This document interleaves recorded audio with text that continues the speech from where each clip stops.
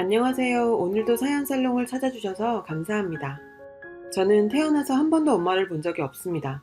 평소에도 몸이 약했던 탓에 출산은 무리라는 병원의 만류에도 불구하고 저를 낳다가 돌아가셨고, 아빠는 엄마에 대한 그리움과 미안함에 재혼도 하지 않으시고 저를 홀로 키우셨어요. 아버지께서는 저에게 엄마의 빈자리를 단 한순간도 느끼게 하지 않기 위해 최선을 다하셨죠. 저도 아버지의 그 헌신을 잘 알기에 세상 그 어떤 부녀관계보다 애틋했습니다. 아빠는 제가 하고 싶어 하는 걸 모두 들어주기 위해 누구보다 열심히 일하셨어요. 그 덕인지 직원 3명으로 시작한 작은 공장에서 직원 100명을 먹여 살리는 내실 있는 중소기업으로 성장했어요. 그 덕에 저는 부족함 없이 살 수 있었죠. 하지만 아빠는 늘 엄마의 부재에 대해서 미안해 하셨고, 딸이 하루라도 빨리 결혼해서 화목한 가정을 가지는 걸 바라셨어요. 제가 대학을 졸업하자 아빠는 일하면서 알게 된 좋은 청년이 있으니 한번 만나나 보라시며 소개해준 사람이 있었어요. 그 사람이 제 남편이 되었죠. 그렇게 아버지의 소개로 만나게 된 남편은 컴퓨터 수리업체 직원이었는데 아빠 회사의 컴퓨터를 점검해주면서 알게 되었고, 가진 건 없지만 워낙 성실한 사람이라 제가 평범하고 착한 사람과 결혼하기를 원했던 아빠가 속으로 저런 청년이라면 사윗감으로 좋겠다 싶어 점 찍어두셨다고 하더라고요. 남편에겐 제가 본인의 딸이란 걸 밝히지도 않고 소개하셔서 남편은 거래처 사장님이 참한 아가씨 있다고 한번 만나보지 않겠냐고 하셔서 나왔다고 하더라고요. 저도 굳이 아버지의 정체를 밝히지 않고 대화를 나눴는데 정말 바보 아니야? 라는 생각이 들 만큼 순박한 사람이었고, 왜 아버지가 이 사람을 저한테 소개시켜줬는지 알만한 부분이기도 했어요. 저 역시 언뜻언뜻 아버지의 모습이 보이는 남편에게 매력을 느꼈고, 아빠에게도 하루빨리 손주를 안겨드리고 싶었죠. 평생을 외롭게 지내시던 우리 아빠한테도 저라는 짐을 덜어드리고 싶었고요. 그래서 26살이라는 어린 나이에 결혼을 선택했습니다. 남편은 저와의 결혼을 약속하고 처음 우리 아빠와 만나는 자리에서 본인에게 저를 소개해준 사람이 장인 될 사람이란 걸 알게 되었어요. 남편은 제 손에 물 한 방울 안 묻히겠다는 80년대에도 안 먹힐 말을 하면서 결혼 승낙을 구했고, 아빠께서도 그런 구식적인 멘트에도 마냥 좋아하시며 승낙을 해주셨습니다. 딸 결혼식 누구보다 화려하게 치러주고 싶다고 하셔서 호텔에서 결혼식을 하게 됐고, 회사 직원들도 초대하셨죠. 많은 사람들 앞에서 축복받으며 결혼식도 잘 치렀어요. 저는 그 큰 집에 아빠 혼자 살게 할 수가 없어서 남편에게 당분간은 우리 집에서 지내는 게 어떠냐며 제안했고, 남편도 흔쾌히 받아줘서 아빠를 모시고 살게 되었어요. 아빠는 신혼인데 늙은이가 방해되는 거 아니냐며 아파트 구해줄 테니 분가하라고 하셨지만, 남편과 저는 이미 얘기가 끝이 나 있었고, 아버님 여자친구 생길 때까지만이라도 모시겠다고 남편이 적극적으로 나서줬어요. 그러니 빨리 여자친구 만들려며 제가 억지도 좀 부렸죠. 사실 아빠에게 행복한 가정을 만들어드리고 싶었던 것이 가장 큰 이유였어요. 결혼 후에 남편은 아빠 회사로 들어갔어요. 아빠는 일 잘 배워서 나중에 회사를 저와 남편이 같이 운영해야 하지 않겠냐며 제안해 주셨고, 남편은 원래 다니던 직장보다 높은 직급에 연봉도 대폭 상승한 조건으로 회사에서 일하게 되었어요. 정말 집에 한 사람이 더 들어온 것 뿐인데 제대로 된 가정이 구성된 것 같았고, 행복한 나날들을 보내고 있던 중에 저희 가족에게도 축복이 있었습니다.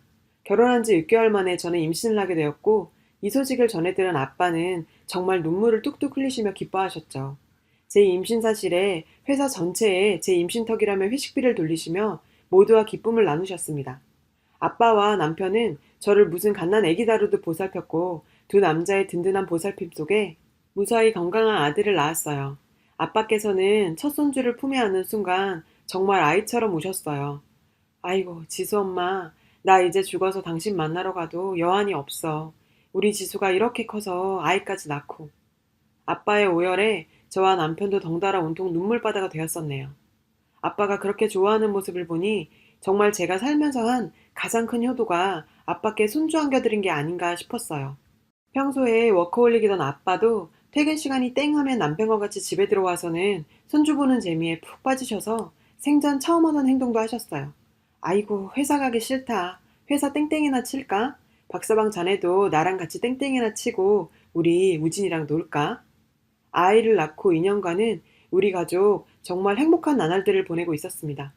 하지만 하늘도 참, 우리의 행복을 질투했던 건지 여느 날처럼 남편과 아빠를 출근시켜 놓고 집에서 아이를 보고 있었어요. 회사에서 전화가 걸려왔습니다. 지수씨, 저 김비서인데요. 지금 빨리 오셔야 될 것 같습니다. 사장님이 쓰러졌습니다. 일단 병원으로 가는 중이라 자세히는 모르겠지만 위독한 것 같습니다. 정말 전화를 받는 순간 하늘이 무너지는 것 같았어요. 서둘러 아이를 데리고 응급실로 갔죠. 거기에는 남편과 김 비서님이 기다리고 계셨어요. 제가 도착하자 남편은 아빠가 아침 회의를 끝내시고 나오는 길에 갑자기 쓰러지셔서 못 일어나셨다고 남편도 놀라서 손까지 벌벌 떨고 있었어요. 아빠가 수술실에 있는 1분 1초가 하루처럼 느껴지고 머릿속에는 온갖 무서운 생각이 들어 견딜 수가 없었어요. 3, 4시간 정도 지났을 무렵 수술실 문이 열리고 의사 선생님이 나왔어요. 워낙 긴급해서 수술을 진행했고 뇌출혈 부위는 일단 수술을 잘 했는데 출혈 부위가 워낙 커서 상황을 지켜봐야 할 것 같다고 설명하더라고요. 아빠는 뇌출혈 상태로 뇌의 일부가 이미 손상돼 버려서 깨어나더라도 정상적인 생활은 불가능하다는 소리를 듣고 나니 정말 억장이 무너지는 듯 했어요. 그렇게 아빠의 투병 생활은 시작되고 회사는 일단 전문 CEO 체제로 전환되어 운영되게 되었어요. 아빠는 저에게 평생 사랑을 주셨는데 아빠의 병간호를 남에게만 맡길 수 없어서 전문 간병인과 번갈아 가며 아빠를 보살폈습니다. 정말 저에게 태산 같게만 느껴지던 아빠가 저렇게 인공호흡기에 의존해서 누워있는 모습을 보는 건 정말 힘들었어요. 제가 아빠의 상태를 들으러 의사 선생님께 다녀오는 사이에 아빠의 입원 소식을 들은 시어머니와 신우가 병문안을 와 있더라고요. 그때 저는 우연히 그들이 이야기하는 걸 듣게 됐죠. 사돈 뇌출혈로 깨어나실 확률이 거의 없다고 하던데 그럼 우리 아들이 사장님 되는 건가? 엄마, 당연하지. 언니는 회사 일에 별 관심 없어 보이던데. 오빠가 회사 대표 해야지. 사돈께서도 그러라고 회사에서 일 배우러 가신 거 아니야? 우리 준태가 그 집에 들어가서 고생을 얼마나 했는데. 당연하지. 어차피 외동딸이잖니. 회사 운영은 남자가 해야지. 언니가 상속받을 재산이 어마어마할 거야. 엄마 그거 알아? 저쪽 사거리에 있는 10층짜리 건물도 사돈 거래. 그것도 다 우리 준태 거 되는 거 아니겠니? 이제 우리 집도 팔자가 피는구나. 사돈이 뇌출혈로 쓰러져서 사경을 헤매는데 병문안이라고 온 시댁 인간들이 저렇게 떠들어대는 헛소리에 참을 수가 없었습니다. 어머님, 도대체 제정신이세요?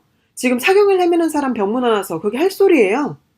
도대체 왜 아직 돌아가시지도 않은 우리 아버지 이야기를 그렇게 마음대로 하세요? 언니, 엄마 말은 그게 아니라 아가씨는 입 다무세요. 그 10층짜리 건물이 왜요? 그거 누가 준대요? 우리 아버지 재산에 아가씨가 관심을 가져요. 우리 아빠가 쓰러지셔서 기분 좋아요? 언니, 말이 너무 심하잖아요. 돈 좀 있다고 말을 막 하고 그래도 되는 거예요? 그래, 너 말이 참 심하다. 신우이한테 입 다물라니. 네 아버지가 없으면 네 남편이 가장인데 지금도 네 남편 회사에서 고생하고 있는 거 안 보이니? 정말 너무 어처구니가 없어서 시어머니와 신우이를 병문안도 받지 않고 그대로 돌려보냈습니다.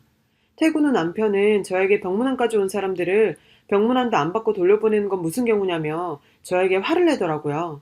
저는 오늘 오전에 있었던 일을 남편에게 알려줬죠. 동생과 어머니가 나쁜 의도로 그러진 않았을 거라며 자기가 잘 말할 테니 걱정 말라고 했어요. 그러면서 저를 달랬고 저도 아빠 일만으로도 머리가 너무 복잡했기에 더 이상 이 일로 싸울 만한 기력도 안 남았었어요. 그저 아빠가 제발 한 번이라도 눈을 뜨시길 기다렸습니다. 하지만 하늘은 저에게 가혹했어요. 6개월간 아빠 옆에서 간호하며 깨어나시기만을 빌었지만 아빠는 뭐가 그리 급했는지 엄마 곁으로 가셨습니다. 장례식 마지막 날 김 비서님이 찾아오셔서 아빠가 생전에 써놓으셨던 유언장을 보여주셨어요. 아빠의 재산은 모두 제 앞으로 남긴다는 내용과 함께 회사는 제가 원한다면 제가 운영하고 그게 아니라면 전문 CEO에게 맡기라고. 절대 사위가 회사 운영하게 해서는 안 된다고 남겼더라고요. 그리고 김 비서님은 조심스럽게 제가 6개월간 아빠 병간호하는 동안 있었던 일을 알려주셨어요. 아빠가 쓰러지고 회사에선 호랑이 없는 굴에서 여우가 대장질한다고 남편은 아빠의 사위라는 허울 아래서 마치 자신이 사장이 된 양 굴었고 저놈 저럴 줄 알았다는 사람들도 많았답니다. 그래도 다른 직원들이나 간부들도 진짜 회사를 물려받을지도 모르는 남편의 위세에 눌려 아무 말도 못하고 있다고 하더라고요. 회사에서 아버지 사위로 대접받으면서 이제까지와는 다른 대접을 받으며 지내다 보니 사람이 변했다는 걸 아빠는 이미 알고 계셨던 것 같습니다. 그래서 그런 유언을 남기셨던 것 같아요. 아버지 장례가 끝난 후 정신없는 시간들을 보내고 있던 중 시어머니 생신날에 오랜만에 시댁에 방문하게 되었어요. 아빠가 돌아가신 후 남편과도 약간은 서먹해진 상태였기도 했고 병원에서 들은 시댁 식구 이야기들과 겹쳐서 아빠의 유언이 머릿속에 계속 맴돌았거든요. 남편은 이미 시댁에 와 있었고 들어가는 순간 뭔가 이상하더라고요. 시댁 집 앞에서 어디서 많이 보던 차가 서 있었는데 그건 분명 아빠 차였습니다. 아빠 차가 시댁 앞에 세워져 있는 걸 보니 의문을 가질 수밖에 없었죠. 그리고 듣게 된 시댁 식구들의 대화는 정말 저것들이 인간인가 싶을 정도로 악랄했습니다. 이야, 이제 그 회사 우리 아들이 맡는 거야? 사장님 아들 둔 덕에 벤츠도 다 타보고. 정말 호강한다, 호강해. 준태야, 니 처한테 말 잘해서 그 건물에 내 가게도 하나 좀 내주면 어떠니? 엄마, 그런 것까지 마누라한테 물어보고 해야 돼? 내가 가장인데? 걱정 마. 하고 싶은 가게 있으면 말만 해. 내가 알아보고 차려줄게. 건물주가 이런 게 좋은 거 아니겠어? 오빠, 저번에 말한 것도 잊지 마. 나 카페 차려준다는 거. 그 시댁 가족들의 대화는 우리 아빠 재산이 마치 자기들 재산이냥 굴면서 지들끼리 이거 해준다, 저거 해준다, 김칫국 드링킹을 하고 있더라고요. 아버지 병문안 와서도 그러더니 이 쓰레기 같은 족속들을 더 이상 두고 볼 수만은 없었습니다. 지금 다들 무슨 소리를 하고 있는 거예요? 왜 우리 아빠 건물에 니들이 장사를 하니 많이 떠드는 거냐고. 당신이 뭔데 우리 아빠 건물에 이러쿵저러쿵 말하는 건데? 그리고 저 밖에 우리 아빠 차가 왜 서 있는 건데? 당신 뭐 하는 짓이야? 갑자기 이렇게 들어와서 좋은 날 왜 큰 소리야? 지금 겨우 그런 걸로 시어머니 생신날 와서 이렇게 큰 소리 지르는 거야? 남편 가족한테 좀 베푸는 게 그렇게 싫어? 돈 많은 사람들 욕심 많다더니 딱 이 꼴 보고 하는 말이네. 어차피 탈 사람도 없는 차 좀 타면 어떻다고 이렇게 난리냐? 탈 사람도 없는 차? 진짜 빌어먹을 놈이네. 지금 그걸 말이라고 하는 거야? 아, 이제 알겠네. 아빠가 왜 당신 회사 운영에 참여시키지 말라고 한 건지. 이제 우린 끝이야. 이혼해. 정말 제가 알던 그 순박한 사람이 맞나 싶을 정도로 뻔뻔하게 짝이 없는 사람이었습니다. 더 이상 이렇게 변해버린 남편과 우리 아빠가 돌아가셨는데 기회 노린 듯 돈만 보고 득달같이 잘려드는 이런 인간들을 더는 보고 살 수 없다는 생각에 저는 그 자리에서 이혼을 통보했습니다.